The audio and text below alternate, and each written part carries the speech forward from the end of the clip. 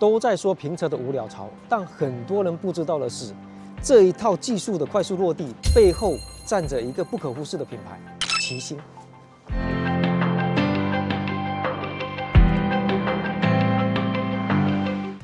我现在在杜马，你们不用觉得奇怪，为什么无鸟巢评测要提到奇星？一个做电控的跟这个产品又有什么关系？因为他们之间有故事。要实现无鸟巢的这套技术，除了起缝的时候多加了一个切刀的动作以外，针和刀的配合，以及底下的这套膝部穴的这套装置，什么时候开动，每一个动作的衔接难度都非常高。比如，我们举个例子，起缝的这个切刀的动作跟结束的时候这个切刀的动作，它的难度等级就不是一个量级的。前者要在毫秒级的时间内完成一次精准且完整的一个切线动作，不仅线要切断，刀还要回位正确，不然面临的就是要么断针，要么断刀。你说难度大不大？而这一切所有的动作的联动都是靠这个电控来进行协同的，这也是我们一开始提到奇星的原因。而这一台1969 Max 杜马的线头终结者，应该是国产第一台量产的无鸟巢评测，热度非常高。你看它做出来的线迹很漂亮，不过很多人不知道的是，光这套无鸟巢方案，他们前期的研发和方案论证就做了2年。无鸟巢这个技术呢，始终困扰着我们这个缝纫设备制造行业。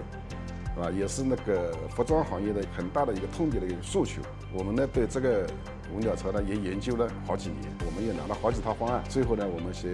定型了以后，是目前我们在批量上市的方案。这个无鸟巢这个技术呢，我们在研发的过程中也没有可以借鉴的同行里面的一个哪方面的技术，纯粹就是我们自己自主研发，跟奇星反复的这种交流探讨，最终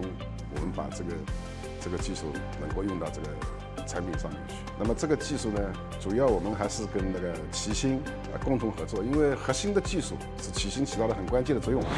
其实奇星在接到这个活时，一开始实际上心里也是没底的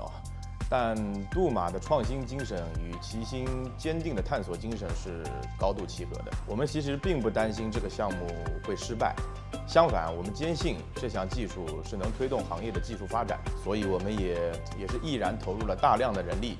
配合杜马一起开发这个专项。我们研发呢也是专门成立了一个团队，想要实现真正的无鸟巢呢，电机对鸟巢刀组的控制是要做到分毫不差的。我们是从刚开始10次缝制当中有1次的效果不佳，到500次才出现1次，到最后真正批量上市之前，上万次无误差。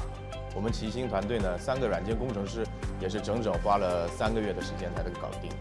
这就是很典型的一个案例，行业其实需要这样从软件到硬件能形成高度协同配合的技术力量，不是吗？